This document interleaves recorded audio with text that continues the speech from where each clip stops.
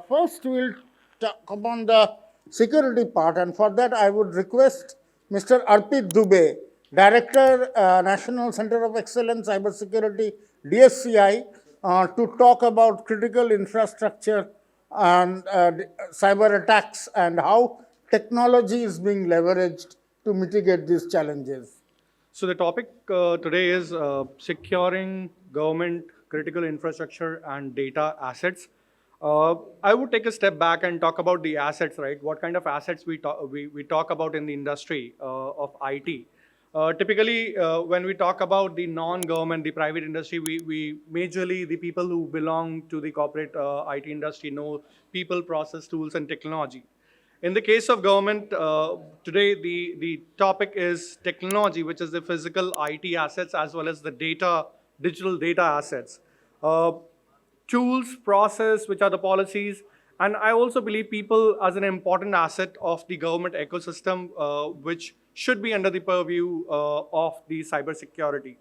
Now, what we need, we typically look at the proactive, reactive, and the liveliness of the entire cybersecurity practice, or while we work on securing the assets from a cybersecurity perspective. Talking about the physical assets, lot many speakers earlier talked about the ZTNA, which is the Zero Trust Network Access. We talk about defense in depth. All these are more from, we don't trust anybody when it comes to physical infrastructure. And then the defense in depth, which is basically layering down your defense. Typically, if we look at from a layman perspective, right, we also talked about the journey that we have taken in the last 20 years towards digital adoption. And we as a layman people, we used to keep the data in different, lockers in the government offices as well. There were different racks of files and data which was segregated in the lockers and all. Now the same model has been replicated into the digital world, where we're talking about the defense in depth, which is about how we can layer the security of the physical assets, including the network access towards those physical assets. The next important piece is the data, how we secure data. So data has different classifications basically in terms of cybersecurity, which is your data protection. When we talk about data protection, data at rest as well as data in motion. So where is your data lying? Is it secured? Is it encrypted? And then when the data is exchanged between the two entities or two parties, what is the security that we are talking about? Then data privacy. Data privacy is another key important aspect when it comes to these different departments within the government ecosystem at the district, state level, as well as the national level, and again at the international borders, that what kind of privacy we provide for this data, that who accesses what kind of masking are we providing when the data goes out. Masking is basically, you hide the data behind some different name, or data is being masked with another thing. Or is taking a token where, you have ABC as a data and it is given a token of 1, 2, 3. And when it goes outside your system or your ecosystem, it is recognized as 1, 2, 3 instead of the actual data ABC, which protects the sensitivity and classification of the data. The next piece is the data review for identification, or modification. So a lot of the initiatives right now which are happening in the government ecosystem is converting the physical assets of data, like the paper documents and everything, into the digital assets. And while in some of the cases we are starting with the digital acceptance, like, one of the topic was of discussion was around the pensioners check, right? So we talk about certain adoption of technology to enable the digitization of the way the government was working. But we also have to look at, is my enablement technology secure, which is, let's say if we talk about the thumb impression, can that be impersonated? Yes, that can be. So we have to look at all those aspects as well, that while adopting the technology, how secure it is, are we looking at the 360-degree approach towards data? Then comes is the forensic and the live data, live view and access to what is happening around from a cybersecurity point of view. So digital forensic, as you all know, is an important key aspect, and more as I was talking about, where we are converting the non-digital assets into a digital assets, we have to ensure that the digital forensic is being taken care, that when the data, the physical paper gets to a soft paper or e-paper, is there a modification? If the digital assets move from one entity to another entity, is there a series of events that you can track back of what the modifications that happen and when? Next thing comes is the live audit and reporting, where what is happening on the data on the live feed when it is moving, when it is, if somebody is tampering with the data from a privacy perspective, from the protection perspective. So there we talk about the threat intelligence centers or security operations center who keep a live view on the feed and act upon what is happening on the ground, which is where we are missing one of the panel speakers in this topic, Mr. Triveni Singh. I met with him 2 weeks back on one of the topic around the scam and the fraud. And one of the challenges that he faced today is backtracking the incidents which had happened and outside his jurisdiction, which is more from a legacy government model of district, division, state, and nation. When the data travels outside jurisdiction, how we can track back and emphasize the policies or governance there.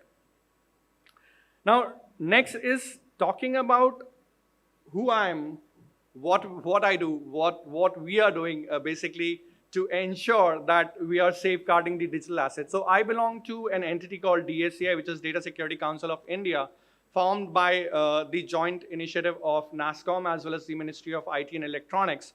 And we have incubated a program which is National Cybersecurity Center of Excellence, whose main pillars are to work on the R&D, work on productization through the R&D, and connect the industry, which is the government industry as well as the non-government industry, into a close, tight-knitted ecosystem.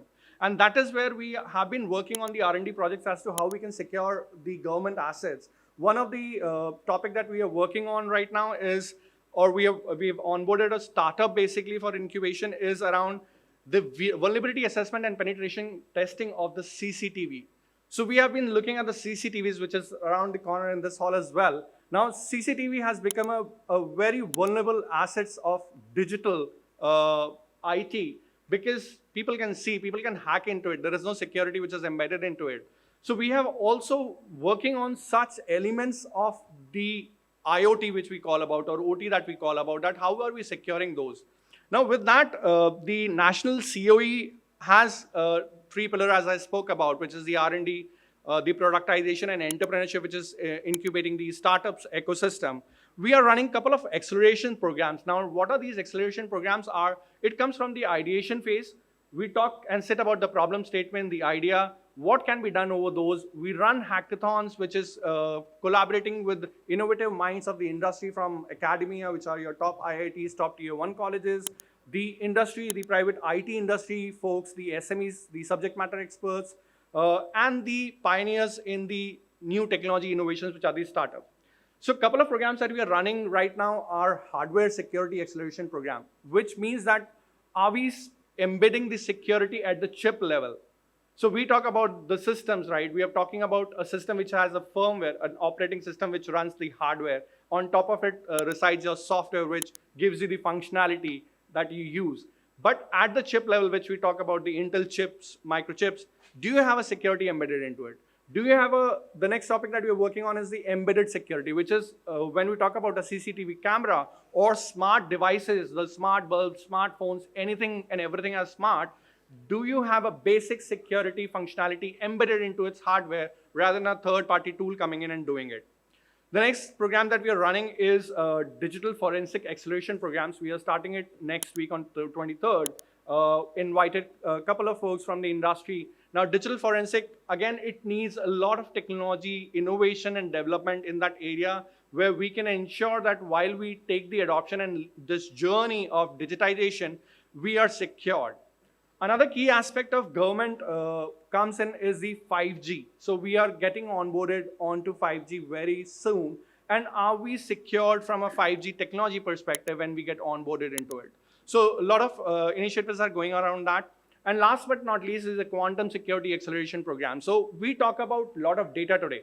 Now, as the data is increasing, we are still on the legacy systems, which are Intel x64 or x86 based, little technical terms or jargons, but those are the type of, performance, I would say, a system delivers. So we are now talking about the adoption of quantum computing. So we are also working on the research and productization of in the areas of quantum computing. Another piece that we have worked in collaboration with Government of Karnataka, the State Police, and Infosys, along with DSAI, is the Center for Cybercrime Investigation, Training and Research. So we have been running this program in their premise for the last 12 years, where we train the government officials on how to address, how to be more aware of the cyber crimes and related investigations which happen. Now we have incubated that as a separate entity in Bangalore, and we are looking forward to expand the similar models in different states where adoption of these cybercrime investigations become more accelerated.